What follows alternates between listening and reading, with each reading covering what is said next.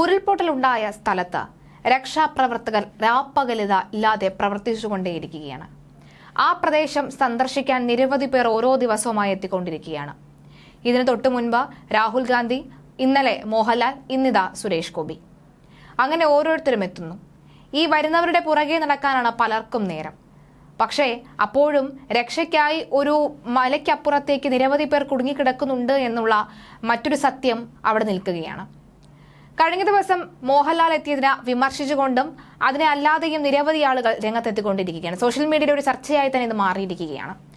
ഉരുൾപൊട്ടലുണ്ടായ സ്ഥലത്ത് രക്ഷാപ്രവർത്തകർ രാപ്പകലില്ലാതെ പ്രവർത്തിച്ചുകൊണ്ടിരിക്കെ പ്രദേശം സന്ദർശിക്കാനായി മാത്രം അവിടെ പോകരുത് എന്ന് UN ഉദ്യോഗസ്ഥനായ മുരളി തുമാരക്കുടിയുടെ ഫേസ്ബുക്ക് പോസ്റ്റ് ശ്രദ്ധ നേടുകയാണ്.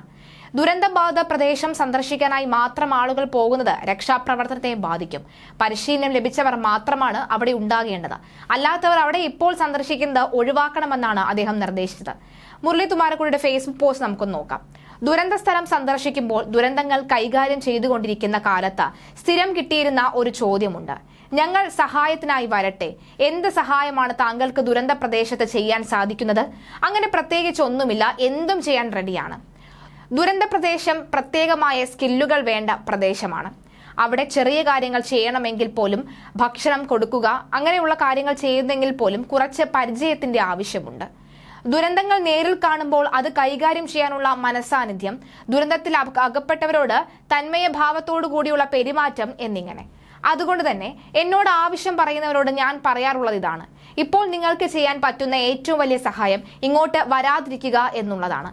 ദുരന്തത്തിൽപ്പെട്ടവർ ആവശ്യമായ സഹായം പറ്റുമെങ്കിൽ പണമായും, അതും സർക്കാർ വഴി അല്ലെങ്കിൽ വിശ്വാസമുള്ള സംഘടനകൾ വഴി നൽകുക. പലർക്കും ഇത് വിഷമമായി തോന്നും, പക്ഷേ ഇതാണ് നമ്മൾ ചെയ്യേണ്ടത്. ദുരന്തമുഖത്തുള്ള ജോലി പരിശീലനം ലഭിച്ചിട്ടുള്ളവരാണ്. അവരെ സഹായിക്കാൻ സന്നദ്ധ പ്രവർത്തകരാകാം. ദുരന്തമുഖത്തെ ആവശ്യങ്ങൾ കോർഡിനേറ്റ് ചെയ്യാൻ സർക്കാർ സംവിധാനങ്ങളിൽ നിന്നുള്ളവർ വേണം. ദുരന്തമുഖത്ത് മാധ്യമങ്ങളുടെ ആവശ്യമുണ്ട്. കാരണം ദുരന്തത്തിന്റെ വ്യാപ്തി ലോകത്തെ അറിയിക്കേണ്ടതുണ്ട്. അങ്ങനെയാണ് വേണ്ട സഹായങ്ങൾ വരുന്നത്.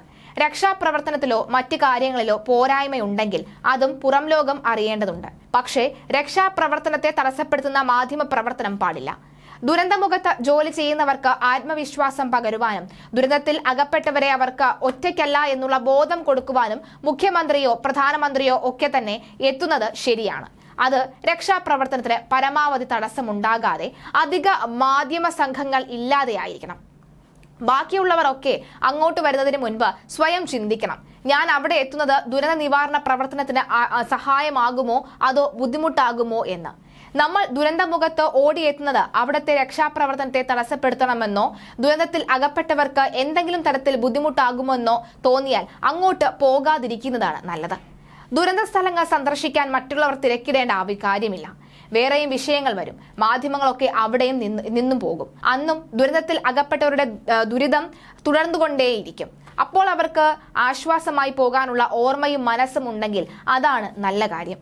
ശിരൂരിലെ ദുരന്തമുഖത്തോ അവരുടെ വീട്ടുകാരുടെ അടുത്തോ ഒക്കെ നാം ആരെങ്കിലും കാണുന്നുണ്ടോ ഇപ്പോൾ ആരെങ്കിലും എന്നുള്ള ചോദ്യമാണ് ഇപ്പോൾ തുമാരക്കുടി ചോദിച്ചിരിക്കുന്നത്. തുമാരക്കുടി മാത്രമല്ല, ഇത്തരത്തിൽ വിമർശനവുമായി ശോഭാ സുരേന്ദ്രൻ അടക്കമുള്ളവരും എത്തുകയാണ്. ശോഭാ സുരേന്ദ്രൻ രൂക്ഷമായി വിമർശിച്ചിരിക്കുന്നത് രാഹുൽ ഗാന്ധിയെയാണ്. ശോഭാ സുരേന്ദ്രൻ പറയുന്നത്, രാഹുൽ ഗാന്ധി വന്നതുകൊണ്ട് ബേലി പാലം 1.5 മണിക്കൂറോളം അടച്ചിട്ടു. രാഹുൽ ഗാന്ധി മാത്രമല്ല, മോഹൻലാൽ കഴിഞ്ഞ ദിവസം വന്നപ്പോഴും സമാനമായ രീതിയിലായിരുന്നു ബേലി പാലം അടച്ചിട്ടിരിക്കുകയായിരുന്നു. ഈ ബേലി പാലം അടച്ചിട്ടുന്നത് കൊണ്ട് എന്താണ് ഇവർക്ക് നേട്ടം ഉണ്ടാകുന്നത്? ചെളിയിലാണെങ്കിൽ ചെളിയിൽ ഇറങ്ങുക, മണ്ണിലാണെങ്കിൽ മണ്ണിൽ ഇറങ്ങുക, വെള്ളത്തിൽ ഇറങ്ങേണ്ട ഒരു സാഹചര്യം ഉണ്ടെങ്കിൽ അവിടെ ഇറങ്ങുക, ഇറങ്ങി ആവശ്യമായ സഹായങ്ങൾ ചെയ്യുക. അല്ലാതെ കാറിൽ വന്നിട്ട് പോകാനാണെങ്കിൽ എന്തിനാണ് ഇങ്ങോട്ടേക്ക് വരുന്നത് എന്നടക്കമുള്ള ചോദ്യങ്ങൾ ചോദിക്കുകയാണ്. മോഹൻലാലിന്റെ കാര്യം പോട്ടെ, വിട്ടേക്കാം. പക്ഷേ MP കൂടി ആയിരുന്ന ഇവിടുത്തെ ആളുകളുടെ വോട്ട് അദ്ദേഹം എന്തെങ്കിലുമൊക്കെ ചെയ്യുമെന്ന് പ്രതീക്ഷിച്ചുകൊണ്ട് ഇത്രയും വലിയ ഭൂരിപക്ഷത്തിൽ ജയിക്കുകയും കൂടി ചെയ്ത അത് രാഹുൽ ഗാന്ധി എന്താണ് ചെയ്യുന്നത് എന്ന പലതരത്തിലുള്ള ചോദ്യം ഒക്കെ തന്നെ ഉയർത്തുകയാണ്. എന്തായാലും ഇന്നിതാ സുരേഷ് ഗോപി അവിടേക്ക് എത്തിയിരിക്കുകയാണ്. കേന്ദ്രമന്ത്രി കൂടിയാണ് സുരേഷ് ഗോപി, അറിയാം. പക്ഷേ അപ്പോഴും മാധ്യമ ശ്രദ്ധ അവിടേക്ക് തിരിയുന്നു. സുരേഷ് ഗോപിയെ വലിയ സുരക്ഷാ കവചം ഒരുക്കാൻ ആർമി അടക്കമുള്ള സംഘങ്ങൾ അണിനിരക്കുന്ന സാഹചര്യമൊക്കെ ഉണ്ട്. അപ്പോഴും മാതൃകയായി മാറുന്നത് ജോർജ് കുര്യനാണ്. കേന്ദ്രമന്ത്രി കൂടിയാണ് അദ്ദേഹം, കേന്ദ്ര സഹമന്ത്രി കൂടിയാണ് ജോർജ് കുര്യൻ. അദ്ദേഹം ദുരന്തം സംഭവിച്ച ആദ്യ ദിവസങ്ങൾ തന്നെ ഓടിയെത്തി.